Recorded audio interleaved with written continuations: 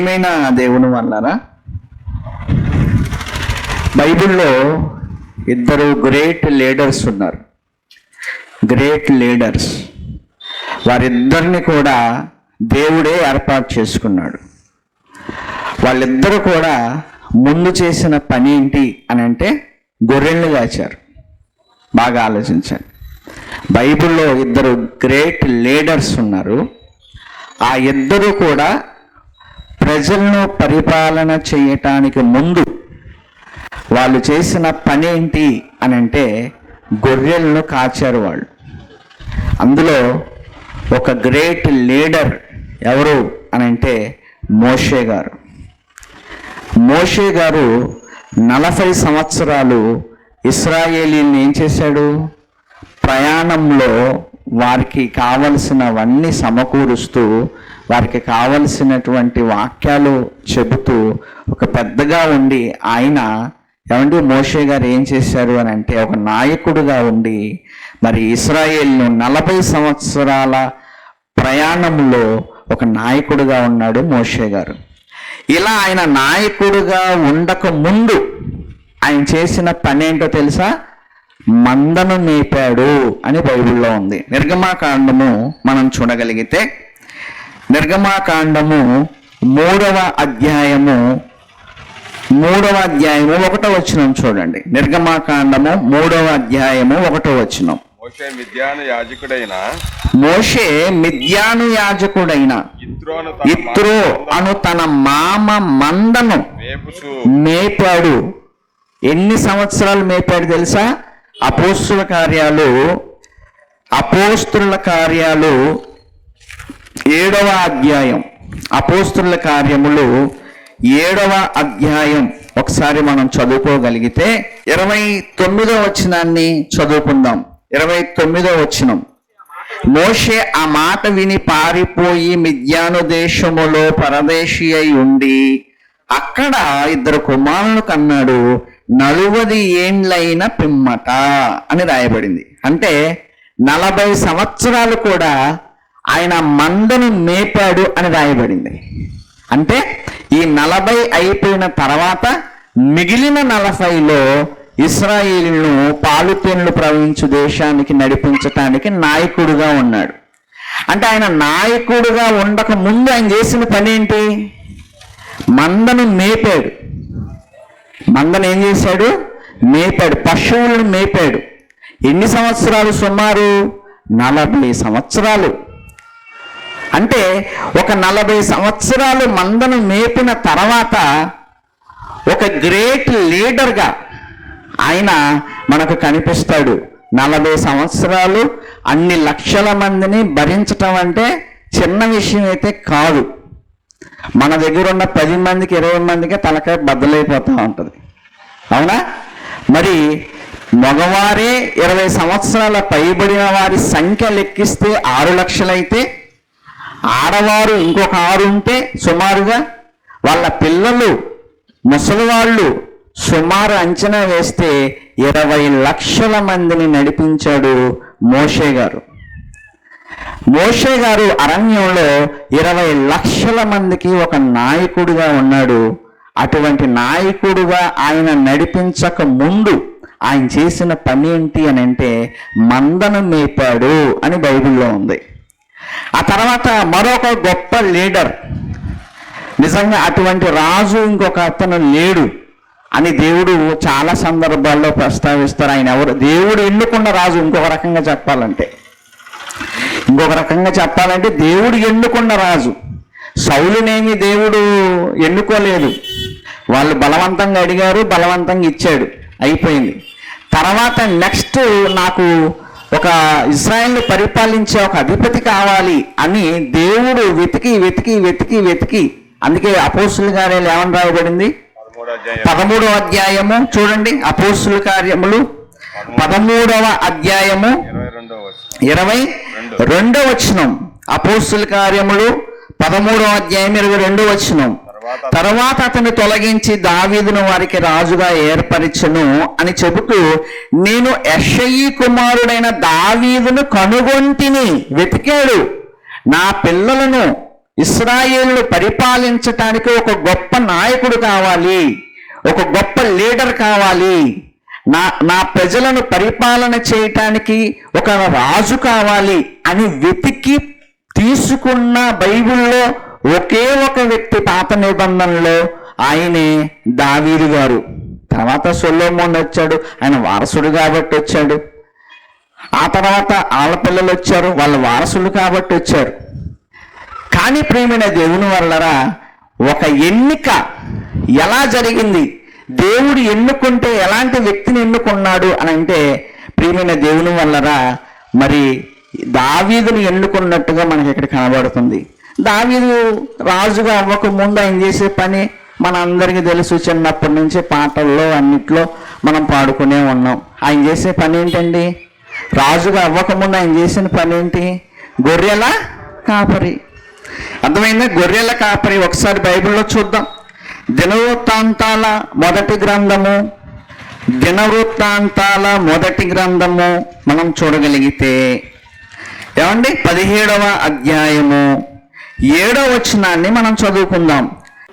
కావున నీవు నా సేవకుడైన దావీదుతో చెప్పవలసినదేమనగా, సైన్యములకు అధిపతియగు యెహోవా ఈ ప్రకారము సెలవిచ్చుచున్నాడు, నీవు నా జనులైన ఇశ్రాయేలు మీద అధిపతివై ఉండునట్లు గొర్రెల వెంబడి తిరుగుచున్న నిన్ను. నువ్వు ఎవరితో తిరుగుతున్నావు? గొర్రెల వెంబడి తిరుగుచున్న నిన్ను గొర్రెల దొడ్డి నుండి తీసుకొని నీవు వెళ్ళిన చోట్లనెల్లా నీకు తోడుగా ఉండి. చాలండి, నిన్ను ఎక్కడి నుంచి తీసుకొచ్చాను? గొర్రెల దొడ్డిలో గొర్రెలతో పాటు పోతూ గొర్రెలను కాస్తూ ఉన్నటువంటి నిన్ను నేనేం చేశాను? ఇశ్రాయేలుకు రాజుని చేశాను.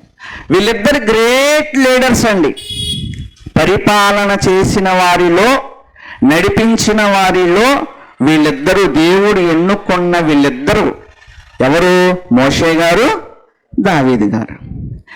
వీళ్ళిద్దరు నాయకులుగా, రాజుగా అవ్వక ముందు వాళ్ళు చేసిన పని ఏంటి? గొర్రెలు కాశారు. ఏమండి, పాస్టర్ ట్రైనింగ్లో కూడా గొర్రెలు కాసే పని ఉంటే బాగుండు.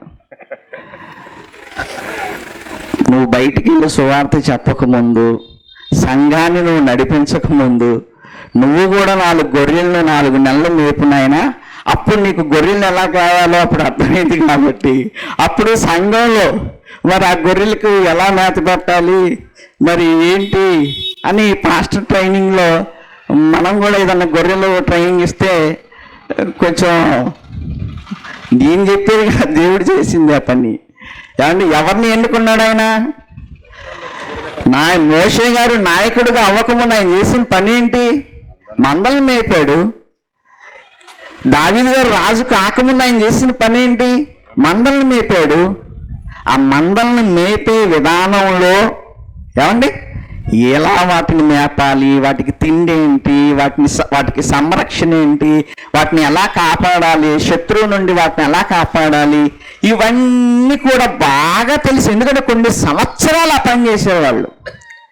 కొన్ని సంవత్సరాలు ఆ పని చేసి చేసి చేసి చేసి అప్పుడు రాజు ఒక ఆయన అయ్యాడు, ఒక ఆయన ఏమో నడిపించే నాయకుడు అయ్యాడు.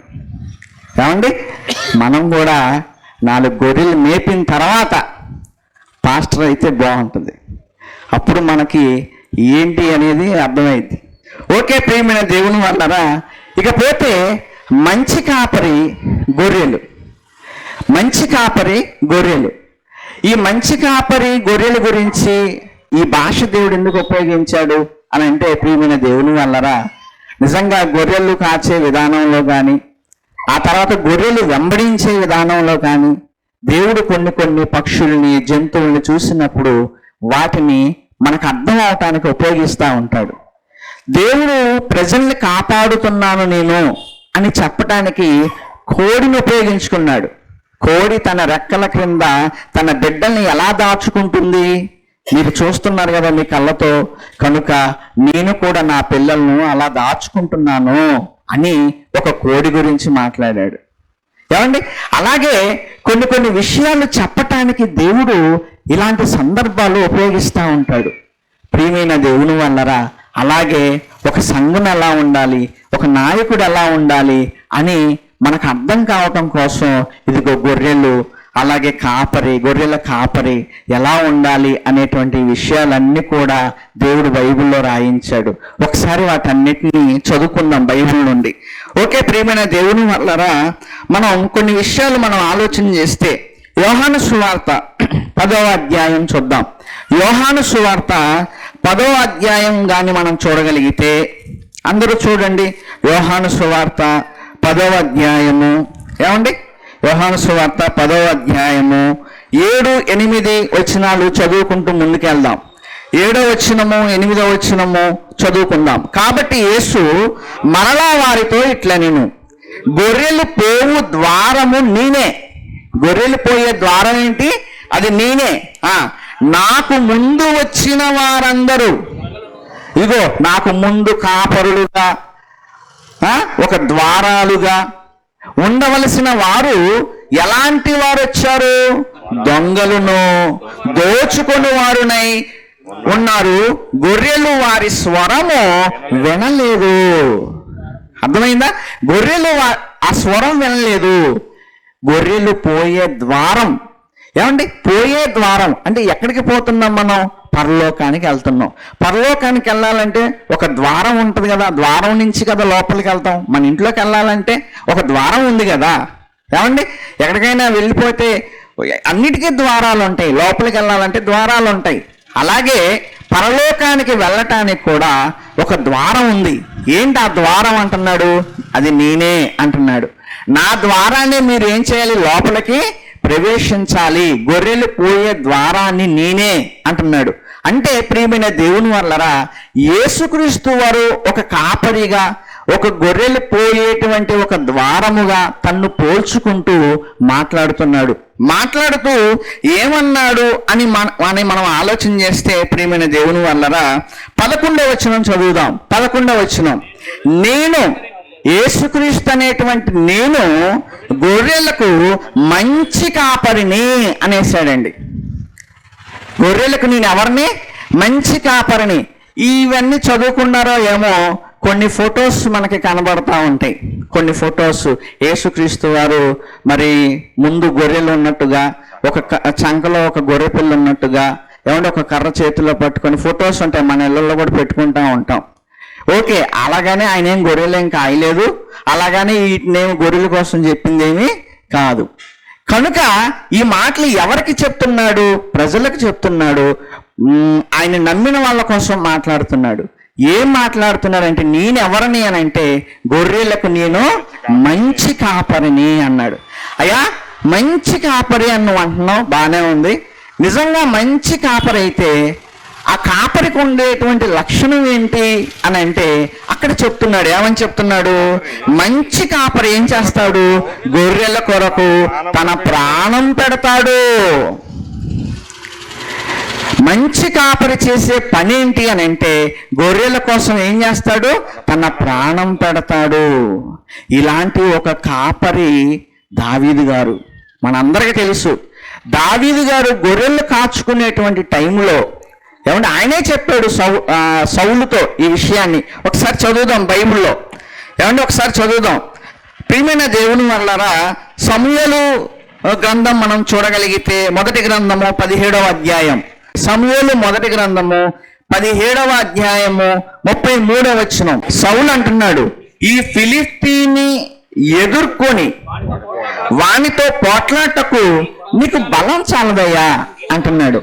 గొల్యాతు నిలబడి రెండా చూసుకుందాం అంటున్నాడు. వీళ్ళందరూ దుప్పట్లు కప్పుకొని ఇంట్లో పడుకున్నారు, అదే గుడారాల్లో పడుకున్నారు, ఎవరు రావట్లేదు. దావీదు చూశాడు, విన్నాడు. ఏంటి పరిస్థితి అని అంటే, వాడిని ఎదుర్కొనే దమ్ము ఈ ఇశ్రాయేల్లో ఎవడికి లేదంట, రాజు కూడా సైలెంట్ అయిపోయాడు అని ఇక తెలిసింది. అప్పుడు చిన్నపిల్లవాడు దావీదు సౌలు దగ్గరికి వెళ్ళి, అయ్యా నువ్వు కంగారు పడమాక, నేను చూసుకుంటున్నాడు సంగతి అంటున్నాడు. ఈయనకి మైండ్ పోయింది. అర్థమైందా? నువ్వు చూస్తే ఎంత ఉన్నావు, వాడు చూస్తే అంత ఉన్నాడు, నీకేమన్నా ఎక్కడి నుంచి వచ్చారు బాబు, ఇంటికి వెళ్ళి అన్నం తినిపో అంటున్నాడు. అంటే అప్పుడు అంటున్నాడు, అయ్యా నీకు నా సంగతి తెలియట్లేదు, నేను ఎవరినో, నేను ఏం చేశానో, నా పక్షాన్ని ఎవరున్నారో నీకు నా సంగతి తెలియట్లేదు, ఒక్కసారి చెప్తాను అని అంటూ 34వ వచనంలో, నీ దాసుడనైన నేను నా తండ్రి యొక్క గొర్రెలను కాయుచుండగా సింహము ఎలుగుబంటి వచ్చి మందలో నుండి ఒక గొర్రె పిల్లని ఎత్తుకొని పోవచుండగా. ఏమండి, సింహం వచ్చిందట.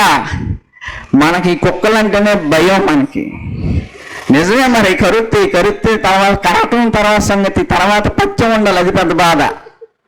అందుకు భయం మనకి. కరవటం ఏముంది, కథ రక్తం తాగుతాయి, టేస్ట్ చూస్తాయి, అర్థమైందా, అందరితో అయిపోయింది. కానీ తర్వాత మన బాధ ఏంటంటే పచ్చం చేయాలి, ముక్కలు గిక్కలు తినటానికి లేదు, అదో పెద్ద బాధ. ఏమండి, కనుక ఎన్ని బాధలు ఉన్నాయి కనుక మనం భయపడుతూ ఉంటాం వాటిని చూసి. ప్రియమైన దేవుని వల్లరా, కుక్కలను చూసి భయపడే మనస్తత్వం మంది. దావీదు ఏమనుకున్నాడు ఏమో కానీ ఆ సింహం రావటం ఏంటి, దాని నోట్లో ఒక గొర్రె పిల్లని ఖర్చుకోవటం ఏంటి చూసిన ఆ వ్యక్తి తరిమాడట. చూడండి, నేను దానిని తరిమి చంపి దాని నోట నుండి ఆ గొర్రెని విడిపించి తిని. గొర్రెల కోసం మంచి కాపరి ఏం పెడతాడని రాయబడింది, ప్రాణం పెడతాడు. గొర్రెల కోసం దేవుడికి దావీదులో నచ్చిన అతి విలువైన సంగతి ఇదే. ఒక గొర్రె కోసం, తనకు అప్పగింపబడిన ఒక బాధ్యత కోసం, ఒక గొర్రె నోరు లేనిది చచ్చిపోతే ఏమైంది, అవునా, చచ్చిపోతే ఏమైంది అని మనం అనుకుంటాం. కానీ ఆయన అలాగ అనుకోలేదు. ఎలా అనుకున్నాడంటే ఆ సింహం నోటి నుండి కానీ ఆ ఎలుగుబంటి నోటి నుండి కానీ దానిని ఎలాగైనా నేను విడిపించాలి. తరిమాడట. సింహాన్ని తరవటం ఏంటి, ఎలుగుబంటిని తరవటం. ఎలుగుబంటి అంటే సరే చిన్నజీవి అనుకున్నాం కాసేపు. సింహాన్ని తరవటం ఏంటి, దాని నోట నుండి ఆ గొర్రెని విడిపించటం ఏంటి, అసలు ఏంటి ఆ సాహసం ఏంటి, అప్పుడు ఆయన తీసుకున్న నిర్ణయం ఏంటి. తన ప్రాణాలు పోయినా పర్వాలేదు, ఇవి ఆ గొర్రె ఏం చేయబడాలి, కాపాడవాలి. ఎందుకంటే నా దేవుడు నా పక్షాన ఉన్నాడు అనేటువంటి ఒక ధైర్యంతో నేను ఇవన్నీ చేయగలిగాను. నువ్వేమి కంగారు పడబాకు సౌలు రాజా, నేను వెళ్తాను, వాడిని కొడతాను, వాడిని చంపుతాను అని ధైర్యంగా తన పక్షాన ఉన్న దేవుని నమ్ముకొని ఆయన చేసిన వీరోచిత కార్యాలు అవన్నీ కూడా. అంటే భూమి మీద ఒక నోరు లేని ఒక జీవాలు, వాటి కోసం ప్రాణం పెట్టే నాయకుడు ఎవరు, దేవుడు అది చూశాడు. కనుక ఇతన్ని ఇశ్రాయేలుకు రాజుగా చేయాలి అనుకున్నాడు. ప్రియమైన దేవుని వల్లరా, ఒక్కసారి మీరు ఆలోచించండి. ఒక మంచి కాపరి, దేవుడు చెప్పిన ఒకే ఒక లక్షణం ఏంటి అని అంటే, ఒక మంచి కాపరి తన దగ్గర ఉన్న గొర్రెల కోసం ఏం పెడతాడు, ప్రాణం పెడతాడు. ఇదేనండి గుర్తు. ప్రాణం పెట్టగలుగుతాడు, ప్రాణాన్ని వదలగలుగుతాడు, ప్రాణాన్ని ఇచ్చేస్తాడు, ప్రాణమే ఇస్తాడు అని అంటే ఇక ఏదైనా ఇవ్వగలడు అని అర్థం. గొర్రెల కోసం ఏ త్యాగమైనా చేయగలడు అని అర్థం. ఆ గొర్రెల కోసం ఎంత పనైనా చేయగలడు అని అర్థం. అంటే చివరికి ప్రాణాన్ని కూడా ఇవ్వగలడు. అలాంటి ఇవ్వగలిగిన ఏకైక వ్యక్తిగా మనకు ప్రభువైన యేసుక్రీస్తు వారు కనబడుతున్నారు. అందుకే ఆయన అన్నాడు, నేను గొర్రెలకు మంచి కాపరినయ్యా, ఎందుకంటే నేను నా గొర్రెల కోసం ఏం చేస్తాను, నా ప్రాణం పెడతాను. ప్రియమైన దేవుని వలన మంచి కాపరికి ఉండేటువంటి లక్షణం అది. ఏమండి, సేవలో 2 రకాలు ఉంటాయి, బాగా వినండి. సేవలో, మనం చేసేటువంటి సేవలో, పరిచర్యలో, సంఘాన్ని నడిపించే విధానంలో 2 రకాలు ఉంటాయి. ఒకటి, సొంతగా కష్టపడి ఆత్మల్ని సంపాదించి వాళ్ళ కోసం కష్టపడి సేవ చేసే ఒక విధానం ఒకటి. రెండోది, కొంచెం మనం వాక్యం నేర్చుకొని ఆ తర్వాత ఇదిగో ఎవరైనా ఒక చోటికి మిమ్మల్ని పంపిస్తే అక్కడికి వెళ్ళి ఏమండి వాళ్ళకి వాక్యం చెప్పే ఒక పద్ధతి. ఈ పద్ధతి చాలా పెద్ద పెద్ద సంఘాలు మీకు తెలుసు, అవన్నీ మనం చెప్పుకునే అవసరం లేదు. మరి ఏమయ్యా, నువ్వు ఒక పలానా చోటుకి వెళ్ళు, అక్కడ ఒక 2 సంవత్సరాలు నువ్వు సేవ చెయ్యి, నువ్వు పలానా చోటుకి వెళ్ళయ్యా, అక్కడ ఒక 3 సంవత్సరాలు నువ్వు సేవ చెయ్యి, నువ్వు పలానా చోటుకి వెళ్ళయ్యా, ఒక 5 సంవత్సరాలు నువ్వు అక్కడ సేవ చెయ్యి అని పంపిస్తూ ఉంటారు. బాగా వినండి, అది సేవే, నేను కాదంటలేదు, అది సేవే. ప్రియమైన దేవుని వల్లరా ఇలా పంపించి వెళ్ళిన అతనికి ఉన్న ఇంట్రెస్ట్ వేరు, అర్థమైందా? తన సొంతగా కష్టపడి సేవ చేసి సంపాదించిన వారి పట్ల ఉన్న బాధ్యత వేరుగా ఉంటుంది. ప్రియమైన దేవుని వల్లరా ఇప్పుడు నేనేమనుకుంటాను, నన్నే ఒక చోటుకి పంపించారు, ఒక 2 సంవత్సరాలు అక్కడ ఉండి సేవ చేయమని పంపించారు, నన్నే పంపించారు, నేను వెళ్తాను. వాళ్ళు ఏం చేసుకుంటే నాకెందుకు, వాళ్ళు కొట్టుకుంటే నాకెందుకు, తిట్టుకుంటే నాకెందుకు, నేను వెళ్ళాలి, ఆదివారం వాక్యం చెప్పాలి, బాబు వాళ్ళు ఏదైనా కానుకిస్తే మరి నా పోషణ కోసం నేను ఉపయోగించుకోవాలి. 2 సంవత్సరాలు కళ్ళు మూసుకుంటే ఇక్కడి నుంచి నన్ను తీసుకెళ్ళి ఏం చేస్తారు, వేరే చోట వేస్తారు, అయిపోద్ది. అర్థమైందా? ఇంకా 2 సంవత్సరాల తర్వాత ఇక మళ్ళీ నాకు ఇక వీళ్ళు చూసే పని ఉండదు కనుక నేను వెళ్ళిపోతాను. అలాంటి ఒక సేవ ఉంది ఇప్పుడు. ఏమండి? అలా కాకుండా తనకు తానుగా కష్టపడి సంపాదించి వాళ్ళ కోసం ఎంతో బాధపడి కావచ్చు, ప్రార్థన చేసి కావచ్చు, వాక్యం చెప్పి కావచ్చు, వాళ్ళని నడిపించటంలో ఎంతో బాధ తీసుకుంటారు. అలాంటి ఒక సేవ ఉంది. ఈ 2 రకాల సేవల్లో ప్రియమైన దేవుని వల్లరా మీరు ఎప్పుడైనా సరే గుర్తుపెట్టుకోండి, మొదటి రకమైన సేవను కోరుకోండి. అర్థమైందా? మొదటి రకమైన సేవను కోరుకోండి. ఎందుకంటే వాళ్ళ పట్ల మీ దృష్టి ఉంటుంది, వాళ్ళ పట్ల మీ బాధ్యత ఉంటుంది. వాళ్ళకంటూ ఏమండి మంచి వాక్యాలు అందించాలి, మంచి మంచి బోధ వాళ్ళకి చేయాలి, లేకపోతే వాళ్ళ కోసం ఎంతో దూరమైన వెళ్ళగలగాలి అనేటువంటి ఒక బాధ్యత మీకు వస్తుంది. ప్రియమైన దేవుని వల్లరా అలా కూడా చేయొచ్చు. ఇప్పుడు నన్నే పంపించాను, నేను కూడా అలాగే ఉంటాను. నా దగ్గర ఉన్న వాళ్ళ దగ్గర ఉన్నట్టుగా నేను అక్కడ ఉండలేను. అర్థమైందా?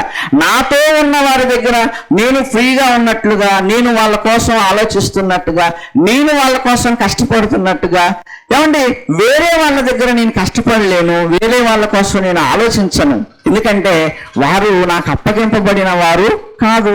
నేను ఏదో 1 సంవత్సరం ఉండటానికి వెళ్ళాను, ఒక 2 సంవత్సరాలు ఉండటానికి వెళ్ళాను, నా చేతనైనంత మట్టుకు నేను నేర్చుకున్న జ్ఞానాన్ని వాళ్ళకి చెప్తాను, మళ్ళీ వచ్చేస్తాను. అర్థమైందండి? ఇది ఒక రకమైన సేవ, ఇది ఇంకొక రకమైన సేవ. అందుకే ఈ 2 డిఫరెన్సెస్ నేను చెప్పట్లా, యేసు ప్రభు చెప్తున్నాడు. ఏమండి? చూద్దాం. యోహాను సువార్త ఇందాక చదువుకున్న మాటల్లో యోహాను సువార్త 10వ అధ్యాయం చూడండి ఒకసారి. 10వ అధ్యాయము 12, 11 కూడా చూద్దాం. 11, 12 చూద్దాం. నేను గొర్రెలకు మంచి కాపరిని, మంచి కాపరి గొర్రెల కొరకు తన ప్రాణం పెడతాడు. ఇదే మంచి కాపరికి ఉండేటువంటి గొప్ప లక్షణం. ఒకటి. రెండోది, జీతగాడు గొర్రెల కాపరి కాడు. జీతగాడు జీతం కోసం వెళ్ళినవాడు, జీతం కోసం పని చేస్తున్నవాడు, ఏదో అప్పగించారు కాబట్టి సేవ చేస్తున్నవాడు. జీతగాడు కాపరి కాలేడు. అర్థమైందా? అప్పుడు ఆయన ఏమన్నాడు? గొర్రెలు తనవి కానందున, గొర్రెలు తనవి కానందున తోడేలు వచ్చుట చూచి గొర్రెలను విడిచిపెట్టి ఏం చేస్తాడు? మీకోసం అంత శ్రమ తీసుకోవాల్సిన అవసరం ఆయనకి లేదు. బాగా వినండి, మీకోసం అంత కష్టపడవలసిన అవసరం ఆయనకి లేదు. ఏదైనా శ్రమ వచ్చింది, ఏదైనా కష్టం వచ్చింది అనుకోండి, నిలబడవలసిన అవసరం కూడా ఆయనకు ఉండదు. ఎందుకంటే అతను దేనికోసం పనిచేస్తున్నాడు? జీతం కోసం పనిచేస్తున్నాడు. కనుక 2 రకాల సేవల గురించి యేసు ప్రభు చెప్పాడు. ఒకటి, గొర్రెలకు నేను మంచి కాపరిని, నేను జీతగాన్ని కాదు. జీతగాన్ని కాదు కాబట్టి నా గొర్రెలవి, నా గొర్రెల కోసం నేను ఏం చేస్తాను? నా ప్రాణం పెడతాను. కానీ జీతగాడు అలా ఉండడు అని గుర్తు చేస్తున్నాడు. జీతగాడు అలా ఉండడు. ఏదైనా కష్టం వచ్చింది, బాధ వచ్చింది, వెళ్ళిపోతాడు, మిమ్మల్ని విడిచిపెడతాడు అని జీతగాడికి అలాగే మంచి కాపరికి ఉన్న డిఫరెన్స్ చెప్తున్నాడు. ఇకపోతే ప్రియమైన దేవుని వల్లరా మనం ఆలోచిస్తే గొర్రెల గురించి మనం ఆలోచిస్తే ఇవి ఎలా ఉంటాయి, ఇవి ఎలా ఉండాలి అనేది కూడా యేసుక్రీస్తు వారు చెప్తున్నారు. ఆయన ఏం చెప్తున్నారు చూడండి. 4వ వచనం చదువుదాం. 4వ వచనం, అదే 10వ అధ్యాయము 4వ వచనం. మరియు అతడు తన సొంత గొర్రెలన్నింటినీ వెలుపలికి నడిపించున్నప్పుడెల్లా వాటికి ముందుగా నడుచును. విడిచిపెట్టడు, గొర్రెల్ని విడిచిపెట్టడు, వాటికి ముందుగా ఏం చేస్తాడు? నడుస్తాడు. అర్థమైందా? ఇవి నా గొర్రెలు అని వాటికి ముందుగా నడుస్తుంటాడు. అంటే నా వెనక మీరు రండి, నన్ను మీరు ఫాలో అవ్వండి అని గొర్రెల కాపరి ఏం చేస్తాడంటే ముందు నడుస్తూ ఉంటాడు. అలా ముందు నడుస్తూ వాటిని నడిపిస్తూ ఉంటాడు. ఆ తర్వాత ఏమంటున్నాడండి? గొర్రెలు అతని స్వరమెరుగును. గొర్రెలు అతని స్వరం, వాయిస్, నా యజమాని పిలిచే పిలుపు, నా యజమాని పిలిచే పిలుపు ఎలా ఉంటుందో. ఏమంటే ప్రతి మనిషికి ఒక్కొక్క రకమైన వాయిస్ ఉంటుంది. నా వాయిస్ మీలో కలదు, మీ వాయిస్ నాలో కలవదు. ఎవరి వాయిస్ వాళ్ళదే, ఎవరి గొంతు వాళ్ళదే, ఎవరి స్వరం వాళ్ళదే. అవునా?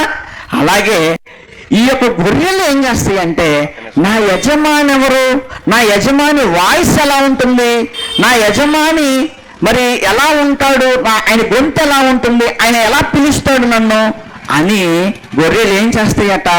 గొర్రెలు అతని స్వరము ఎరుగును కనుక అవి అతనిని వెంబడించును. గొర్రెలకి నా యజమాని నన్ను కాచే కాపరి స్వరం ఏంటో తెలుసట, అందుకని అతన్నే వెంబడిస్తాయట. ఏదన్నా పక్కకి వెళ్ళిపోయింది అనుకోండి, ఒక గొర్రె ఏదైనా పక్కకి వెళ్ళిపోయింది అనుకోండి, ఇతను పిలుస్తాడు. పిలవంగానే గొర్రె ఏం చేస్తుంది? నా యజమానుడు నన్నే పిలుస్తున్నాడు, అవన్నీ వెళ్ళిపోతున్నాయి అని వెంటనే అది ఏం చేస్తుంది? అందులో కలిసిపోతుంది, మందలో కలిసిపోతుంది. ప్రియమైన దేవుని వల్లరా ఆ వాటికి తన కాపరి స్వరం తెలుసు అని అంటున్నాడు. ప్రియమైన దేవుని వల్లరా అన్యుల స్వరం, ఆ తర్వాత ఏమంటున్నాడండి? అన్యుల స్వరం అవి ఎరుగవు. అన్యుల స్వరం ఎరుగవు అవి. ఎవరైనా పిలిచాడు అనుకోండి, వెళ్తాయి అవి. మీరు తెలుసు కదా మీకు కొన్ని విషయాలు.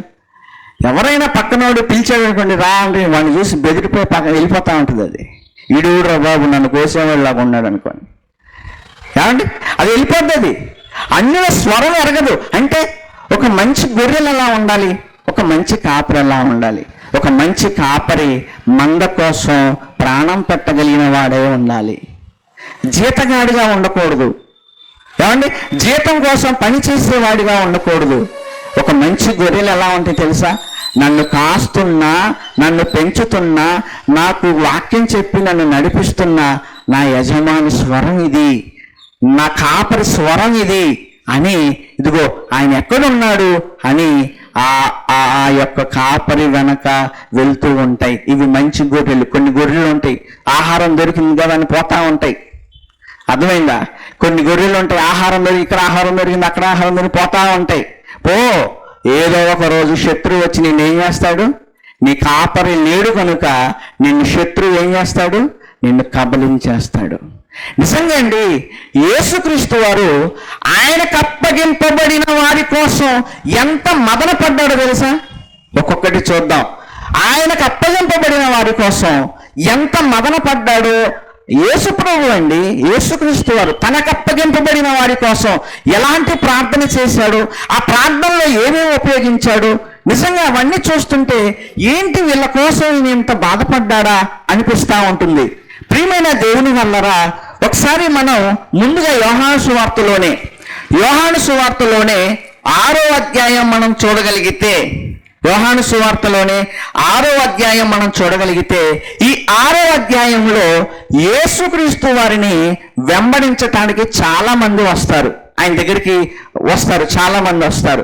అలా చాలా మంది వచ్చినప్పుడు ఆత్మ ఏంటో శరీరం ఏంటో, ఆత్మకు కావలసిన ఆహారం ఏంటో, శరీరానికి ఆహారం గురించి అది క్షయమైపోయేదని, ఇది అక్షయమైందని, దీనికోసం కష్టపడమని, ఆత్మయే జీవింపజేస్తుంది, ఇవన్నీ చెప్పాడు. అదంతా మీరు చదువుకోండి 6వ అధ్యాయంలో ఇదంతా చెప్పాడండి. చెప్పేసరికి అర్థమైనవాడు ఒకడు, అర్థం కానివాడు ఒకడు, చెడగొట్టేవాడు ఇంకొకడు, మొత్తం అంతా గుంపులో కలిసి ఈయన చెప్పేది మనకు అర్థం కావట్లేదు, ఏదో స్వస్థత చేస్తాడు, 4 ఏమన్నా పెడితే తిందామని మనం వచ్చాము, ఈయన ఏదో చెప్తున్నాడు, బాబు నీకు నమస్కారం అయ్యా అని 66వ వచనం. వేల మంది ప్రజలు 66వ వచనం వాళ్ళు అప్పటి వరకు వెంబడించిన వాళ్ళు అప్పటి నుండి ఆయన శిష్యులలో అనేకులు వెనుక తీసి మరి ఎన్నడూ ఆయనను వెంబడించలేదు. ఎన్నడూ ఏం చేయలేదట, వెంబడించలేదు. అమ్మో యేసుప్రభు ఇటు వస్తుంటే అడిపోతున్నారు. ఎందుకని? బాబు నీకు నమస్కారం, నీ బోధ అర్థం కాదు, నీ సంగతులు అర్థం కాదు, నీకు నమస్కారం అనేసి పోతున్నారు. ఇక వాళ్ళు ఇంకా ఎప్పుడూ ఇక యేసుప్రభుని వెంబడించలేదట వాళ్ళు. ఏమండి? అప్పుడు యేసుక్రీస్తు వారు ఏమన్నారు 67వ వచనంలో, కాబట్టి యేసు ఆ 12 మందితో అంటున్నాడు, మీరు కూడా వెళ్ళిపోవాలని ఉన్నారా అని అడిగారు. మీరు కూడా వెళ్ళాలనుకుంటున్నారా? నన్ను విడిచిపెట్టి మీరు కూడా వెళ్ళాలనుకుంటున్నారా అని అడిగాడు. అప్పుడు ఆ 12 మందిలో సీమోను పేతురు అంటున్నాడు, ప్రభువా ఎక్కడికి వెళ్తామయ్యా, మేము ఎక్కడికి వెళ్ళగలం? మేము ఎక్కడికి వెళ్ళగలం? నీవే నిత్య జీవపు ఇంత మంచి మాటలు చెప్పగలిగిన వాడు మాకెక్కడ దొరుకుతాడయ్యా? నువ్వే కదయ్యా మమ్మల్ని నడిపిస్తుంది, మేము ఎక్కడికి వెళ్తామయ్యా అని ఏమంటున్నారండి ఆ 12 మందిలో పేతురు గారు? నువ్వే నిత్య జీవపు మాటలు గలవాడవు, నీవే దేవుని పరిశుద్ధుడు అని మేము విశ్వసించి ఎరిగి ఉన్నామని ఆయనతో చెప్పెను. మేము ఎక్కడికి వెళ్ళాం, నీతోనే ఉంటాం అని యేసుక్రీస్తు వారితో శిష్యులు 12 మంది చెప్పారు. అయినా యేసుప్రభు ఒకటి చెప్పాడు, 12 మందిలో కూడా ఒకడు ఉన్నాడు రా సాతాను అన్నాడు. మొత్తానికి ఆయన దగ్గర ఎంతమంది ఉన్నారు? మొత్తం పోయి ఎంతమంది ఉన్నారు? వాళ్ళని కూడా అడిగాడు, మీరు కూడా అలా ఉండి వెళ్ళండి అర్థం కాకపోతే అన్నాడు. లేదయ్యా నాకు మీ భాష అర్థమైంది, మీ భావాలు అర్థమైనాయి, నువ్వే దేవుని పరిశుద్ధుడు, నిన్ను మేము వెంబడిస్తామయ్యా అని అన్నారు వాళ్ళు. వాళ్ళ కోసం ఎలాంటి ప్రార్థన చేస్తున్నాడో ఒకసారి యోహాను సువార్త చూద్దాం. యోహాను సువార్త 17వ అధ్యాయం. నిజంగా ఎంత మదన పడుతున్నాడు. వాళ్ళని విడిచిపెట్టి ఆయన వెళ్ళిపోతాడు అనమాట, ఈ భూమి మీద నుండి వెళ్ళిపోతాడు. అలా వెళ్ళిపోతున్నటువంటి క్రమంలో ఎంత ఆయన మదన పడుతున్నాడో ఒకసారి మీరు చూడగలిగితే 17వ అధ్యాయము 6వ వచనాన్ని ఒకసారి చదువుకుందాం. 17వ అధ్యాయము 6వ వచనం నుంచి, లోకము నుండి నీవు నాకు అనుగ్రహించిన మనుషులకు నీ నామమును ప్రత్యక్షపరచితిని అన్నాడు. వాళ్ళకి నేనేం చేశానో చెప్తున్నాడు. ఆ 12 మందికి ఏం చేశాడట ఆయన? ఆ 12 మందికి ఆయన ఏం చేశాడట? వాళ్ళకి నామాన్ని ప్రత్యక్షపరిచితిని. ఆ తర్వాత వారు నీవారయ్యా అంటున్నాడు. వాళ్ళెవరు? నీవారు వాళ్ళు. నీవు వారిని నాకు అనుగ్రహించావు, వాళ్ళని నువ్వు నాకు అనుగ్రహించావు ఈ భూమి మీద. వారు వాక్యమును గైకొన్నారు. అందరూ నన్ను వెంబడించారు అవసరాల కోసం, కానీ వాళ్ళందరూ వెళ్ళిపోయారు. ఏమండి? కానీ వీళ్ళు నన్ను విడిచి వెళ్ళలేదయ్యా. నన్ను విడిచి, అప్పటికి నేను అడిగాను మీరు వెళ్ళిపోవాలనుకుంటున్నారా అని. ఏమండి? మేము వెళ్ళమన్నారు వాళ్ళు, నిన్ను విడిచిపెట్టమన్నారు వాళ్ళు. ఎందుకంటే వాటికి ఆయన స్వరం అర్థమైంది. బాగానండి. తర్వాత ఏమంటున్నారు చూడండి. ఏమంటే 7వ వచనం, నీవు నాకు అనుగ్రహించిన మాటలు నేను వారికి ఇచ్చి తిని వారు ఆ మాటలు అంగీకరించారు. నేను నీ యొద్ద నుండి బయలుదేరి వచ్చుతునని నిజంగా ఎరిగి నీవు నన్ను పంపితివని నమ్మారు. అప్పుడు 9వ వచనం అంటున్నాడు, నేను వారి కొరకు ప్రార్థన చేస్తున్నాను. లోకం అంతటి కొరకు ప్రార్థన చేయట్లేదయ్యా, నేను లోకం అంతటి కొరకు ప్రార్థన చేయట్లేదు తండ్రి. లోకం కోసం నేను ప్రార్థన చేయట్లేదు. నువ్వు నాకు ఇచ్చావే. ఒక కాపరి తనకు అప్పగింపబడిన వారి కోసం ప్రార్థన చేస్తాడు. ఒక కాపరి తనకు అప్పగింపబడిన వారి కోసం బలమైన మాటలు వారికి అందిస్తాడు. ఏమండి? దేవుడు ఆయనకు అనుగ్రహించిన ఆ 12 మంది గురించి మాట్లాడు. ఆయన అంటున్నాడు, అయ్యా నేను వారి కొరకు ఏం చేస్తున్నాను? ప్రార్థన చేస్తున్నాను. లోకం కోసం చెయ్యట్లేదు, నేను లోకం కొరకు ప్రార్థన చెయ్యట్లేదు. నీవు నాకు అనుగ్రహించి ఉన్నవారు నీ వారైనందున వారి కొరకే ప్రార్థన చేయుచున్నాను. వాళ్ళ కొరకే నేనేం చేస్తున్నాను? ప్రార్థన చేస్తున్నానయ్యా. చూసారా ఏంటి అంత సఫర్ అయిపోతున్నాడు ఆయన? ఏమండి? ఏంటి అంత సఫర్ అయిపోతున్నాడు? 30 సంవత్సరాల్లో వచ్చాడు, నన్ను వెంబడించండి అన్నారు. ఆ 12 మంది ముందు వచ్చారు. ఆ తర్వాత వెంబడిస్తా ఉన్నారు. ఎంతోమంది వెంబడించారు, వెళ్ళిపోయారు. చాలా సమస్యలు ఎదుర్కొన్నారు వాళ్ళు, చాలా బాధలు ఎదుర్కొన్నారు. శాస్త్రుల దగ్గర నుంచి, పరిసయ్యుల దగ్గర నుంచి, సద్దుకాయల దగ్గర నుంచి అవమానాలు, నిందలు ఇవన్నీ ఎదుర్కొన్నారు వాళ్ళు. ఆయనతోనే ఉన్నారు, ఎన్ని కష్టాలైనా ఆయనతోనే ఉన్నారు, చివరి వరకు నిలబడ్డారు. అప్పుడు ఆయన వారి కోసం ప్రార్థన చేస్తున్నాడు. ఏమని అంటే, అయ్యా వాళ్ళని నువ్వు నాకు అనుగ్రహించావని నాకు అర్థమైంది. వాళ్ళకి సత్యం తెలిసింది. వాళ్ళకి ఏం తెలిసింది? సత్యం తెలిసింది వాళ్ళకి అని అంటూ 14వ వచనం ఏమన్నా చూడండి. 14వ వచనంలో వారికి నీ వాక్యం ఇచ్చి ఉన్నాను, వాళ్ళ కోసం నేను ఏం చేశాను? వాక్యం ఇచ్చి ఉన్నాను అని చెబుతూ ఏమంటున్నాడండి? తర్వాత 15వ వచనంలో నీవు లోకములో నుండి వారిని తీసుకొని పొమ్మని నేను ప్రార్థన చేయట్లేదు. నేను నా ప్రార్థనలు అయ్యా నాతో పాటు వాళ్ళని కూడా చంపేయ్యా, వాళ్ళు కూడా నాతో పాటు వచ్చేస్తారు అని నేను అలా ప్రార్థన చేయట్లేదు అయ్యా. మరి నేను ఎందుకోసం ప్రార్థన చేస్తున్నాను? 15వ వచనంలో దుష్టుని నుండి వారిని కాపాడమని ప్రార్థన చేస్తున్నాను. ఏంటండి ఎంత అల్లాడిపోతున్నాడు ఏంటండి ఆయన? ఏమండి, ప్లీజ్ అయ్యా దుష్టుని నుండి వాళ్ళని కాపాడు. ఇదిగో లోకం కోసం నేను ప్రార్థన చేయట్లేదు, ఇదిగో వారి కోసం నేను ప్రార్థన చేస్తున్నాను. కొంచెం వాళ్ళని కాపాడు, దుష్టుని నుండి వాళ్ళని కాపాడు. వాళ్ళకి నీ వాక్యం ఇచ్చాను, వాళ్ళు నన్ను నమ్మారు, వాళ్ళే నన్ను నమ్మారు, ఇంకెవరూ నన్ను నమ్మలేదు అని వాళ్ళ కోసం ఆయన ఎంతో బాధపడుతున్నాడు. చూడండి, నేను వెళ్ళిపోతున్నాను, వాళ్ళ పరిస్థితి ఏంటి? వాళ్ళు ఒంటరి వాళ్ళు అయిపోతారు, వాళ్ళ పరిస్థితి ఏంటి అని మదన పడిపోతున్నాడు ఆయన. దుష్టుని నుండి వారిని కాపాడమని ప్రార్థించుచున్నాను, నేను లోక సంబంధిని కానట్టు వారును లోక సంబంధులు కారు అని చెబుతూ కిందకొచ్చేసరికి 21వ వచనంలో తండ్రి నాయందు నీవును నీయందు నేనును ఉన్నలాగున వారును మన యందు ఇదిగో ఏకమై ఉండాలయ్యా. మళ్ళీ వాళ్ళల్లో వాళ్ళు కొట్టుకోకూడదు, వాళ్ళల్లో వాళ్ళు తిట్టుకోకూడదు, వాళ్ళు వేరైపోకూడదు. ఇదిగో వాళ్ళు కూడా ఏకమై ఉండాలి, వాళ్ళు కూడా ఏకమై ఉండాలి, వాళ్ళు కూడా ఏకమై ఉండాలి అని వాళ్ళ కోసం ప్రార్థన చేస్తున్నాడు. ఆ తర్వాత మనం చూడగలిగితే 25 నీతి స్వరూపుడు వగు తండ్రి లోకము నిన్ను ఎరుగలేదు, నేను నిన్ను ఎరుగుదును, నీవు నన్ను పంపితివని వీళ్ళు ఎరిగారు కనుక నీవు నా యందు ఉంచిన ప్రేమ వారి యందు ఉండాలి. నువ్వు నన్ను ఎంత ప్రేమించావో వాళ్ళను కూడా నువ్వు అంత ప్రేమించు తండ్రి. తర్వాత ఏమన్నాడండి? నేను వారి యందు ఉండినట్లు వారికి నీ నామము తెలియజేసి తిని ఇంకనూ తెలియజేసేది. అంటే తనకు అప్పగింపబడిన వారి పట్ల, అది 12 మంది కావచ్చు, ఎంతమంది అయినా కావచ్చు, తనకు అప్పగింపబడిన వారి పట్ల ఆయన ఎలాంటి, నేను ఇంకా వెళ్ళిపోతాను వీళ్ళ పరిస్థితి ఏంటి అని ఎలాంటి బాధను ఆయన అనుభవిస్తున్నాడు అనేది ఇదంతా మీకు చదివించాను. అంటే ఒక మంచి కాపరి ఎలా ఉంటాడు అని అంటే తన మంద కోసం ఏం చేస్తాడు? ఆయన తన ప్రాణాన్ని పెడతాడు.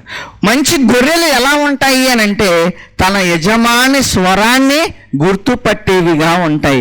కొన్ని గొర్రెలు వచ్చాయి, కొన్ని వేరే గొర్రెలు వచ్చాయి. అంటే 10వ అధ్యాయం యోహాను సువార్త 10వ అధ్యాయం మనం చూడగలిగితే ఏమండి 25వ వచనం చూడండి.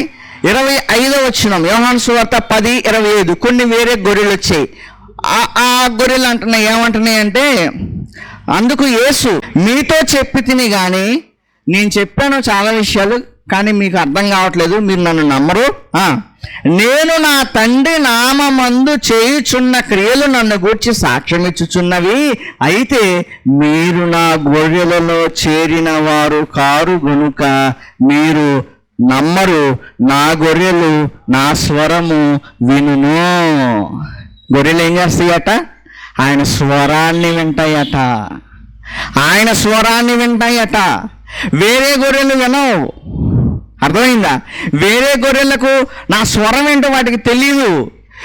మీకు నా వాక్యం మీకు అర్థం కావట్లేదు అని అంటే మీరు నా గొర్రెలు కాదు అన్నాడు. మీరు నా గొర్రెలు కాదు, నా గొర్రెలు నాతో ఉంటాయి, నా గొర్రెలు నాతో కలిసి పనిచేస్తాయి, నా గొర్రెలకి నా స్వరం ఏంటో తెలుస్తుంది. ప్రియమైన దేవుని వారా, ఒక మంచి రిలేషన్, ఒక మంచి బంధం అనేది మనం ఇక్కడ ఈ గొర్రెలకు కాపరికి ఒక ఎలాంటి ఫీలింగ్స్ ఉన్నాయో, ఎలాంటి భావాలు ఉంటాయో ఇక్కడ మనకు అర్థమవుతుంది. అలాగే మన సేవలో కూడా ఏమండి, ఒక మంచి నాయకుడు అయితే ఒక మంచి కాపరిగా, గొర్రెలైతే తన యజమాని స్వరాన్ని వినేటువంటి వారిగా, ఏమండి అలా ఉండగలిగితే నిజంగా ప్రియమైన దేవుని వల్లరా ఒక మంచి కాపరి, ఒక మంచి గొర్రెలకు ఉండేటువంటి మంచి లక్షణాలు అనేవి ఉంటాయి. ఇక్కడ బైబిల్లో హెబ్రీ పత్రికలు అందుకే ఆయన గురించి, యేసుప్రభు గురించి రాయిస్తూ హెబ్రీలకు రాసిన పత్రిక చూద్దాం. ఏమండి హెబ్రీలకు రాసిన పత్రిక 13వ అధ్యాయము 20వ వచనం చూడండి.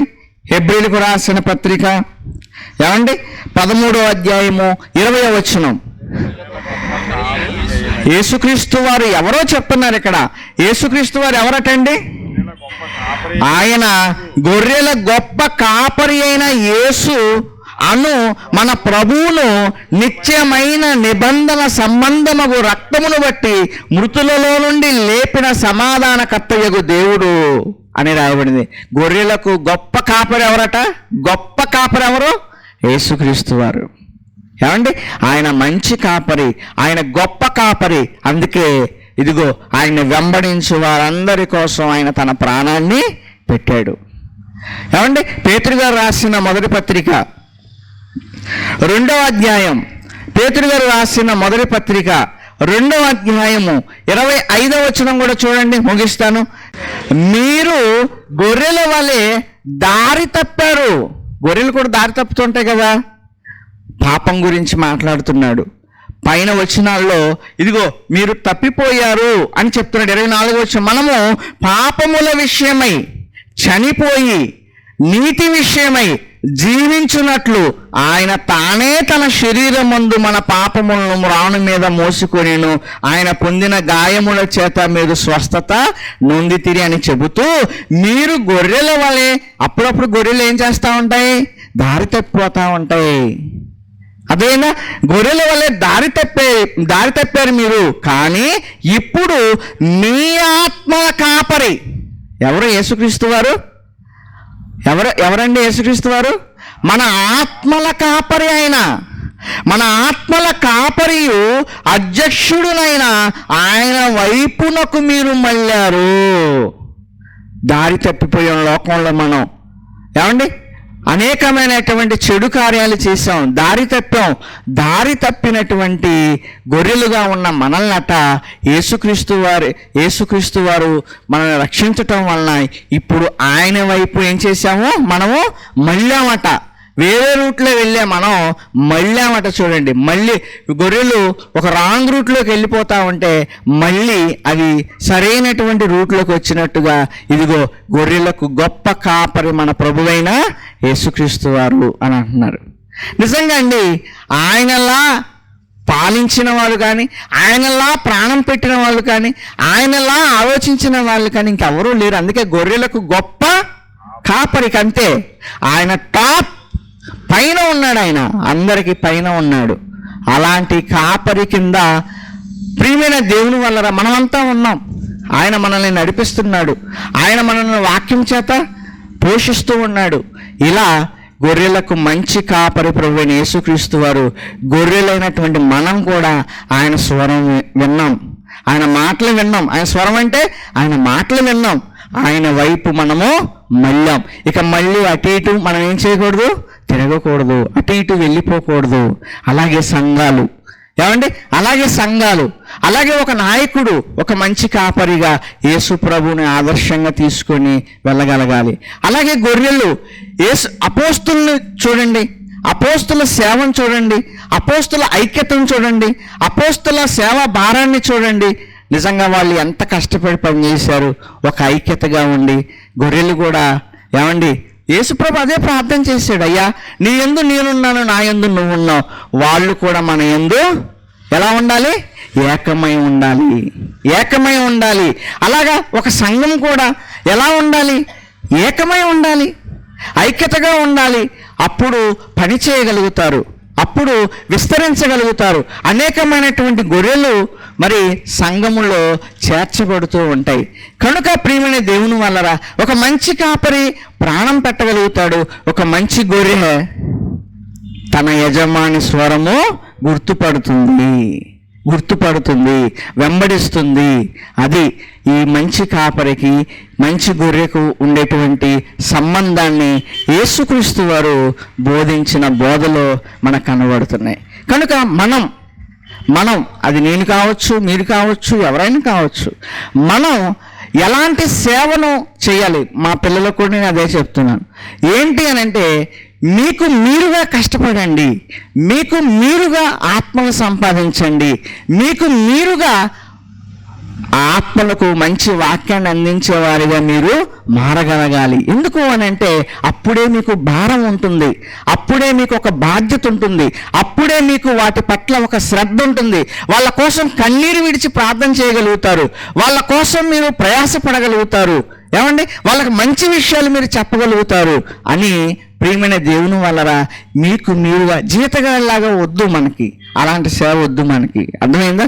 ఓకే, చేయొచ్చు, తప్పు కాదు, అదేం తప్పు కాదు. కానీ కష్టం వచ్చినప్పుడు ఉండలేం మనం. అర్థమైందా? బాధలు శ్రమలు వచ్చినప్పుడు మనం వాళ్ళ మధ్య ఉండలేం. కనుక అలాంటి కాదు, ఒక నిజమైనటువంటి ఒక మంచి కాపరిగా, ఏమండి, మంచి గొర్రెలను సంపాదించి ఒక సేవ. బైబిల్లో ఒక మాట రాయబడింది ఆఖరిగా, ఫైనల్. ఏమండి, యోహాను సువార్త మనం చూడగలిగితే 21వ అధ్యాయం చూడండి ఒకసారి. యోహాను సువార్త 21వ అధ్యాయం మనం చూడగలిగితే ప్రియమైన దేవుని వాళ్ళరా, ఏమండి 15వ వచనం చూద్దాం. యోహాను సువార్త 21:15.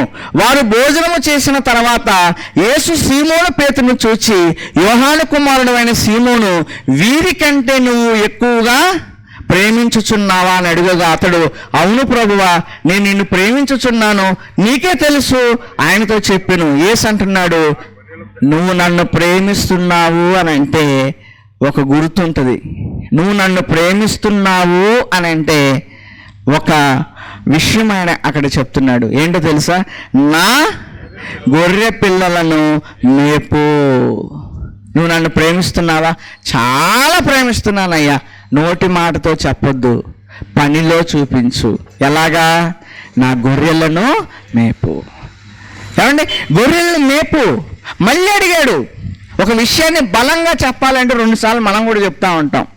ఏమండి, ఒక ఇంపార్టెంట్ విషయం చెప్పాలంటే మనం కూడా 2-3 సార్లు మాట్లాడుతూ ఉంటాం, అండర్లైన్ చేస్తాం, ఒత్తి చెప్తాం. ఎందుకు అని అంటే అది మర్చిపోకూడదు, విడిచిపెట్టకూడదు అని. అలాగే యేసుక్రీస్తు వారు మళ్ళీ అడిగాడు. ఏమని? ఇదో పేతురు, నువ్వు నన్ను ప్రేమిస్తున్నావా అని అడిగాడు. అంటే ఆయన 2వసారి కూడా కొంచెం ఇసుక్కొని గొనుక్కొని మొత్తానికి, నీకు తెలుసు కదా మళ్ళీ అడుగుతుంది, నీ పక్కనే కదా తిరిగింది మేము అని చెప్పి, నేను ప్రేమిస్తున్నానయ్య అంటే అప్పుడు ఆయన చెప్పాడు, నా గొర్రెలను కాయండి. మళ్ళీ అడిగాడు, నువ్వు నన్ను ప్రేమిస్తున్నావా? అవునయ్యా, నేను ప్రేమిస్తున్నానయ్యా. ఎన్నిసార్లు అడుగుతావయ్యా? ఇదిగో నా గొర్రెలను కాయండి. ప్రియమైన దేవుని వల్లరా, దేవుణ్ణి ప్రేమించేవారు చేసే పని గొర్రెలను కాయటం. అర్థమైందా? దేవుణ్ణి ప్రేమించేవారు చేసే పని గొర్రెలను కాయటం.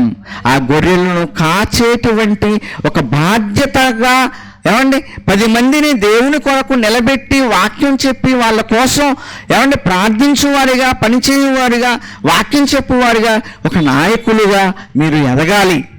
అది దేవుణ్ణి ప్రేమించటం అంటే, పని చేయటం దేవుణ్ణి ప్రేమించటం అంటే, మందను పెంచటం దేవుణ్ణి ప్రేమించటం అంటే.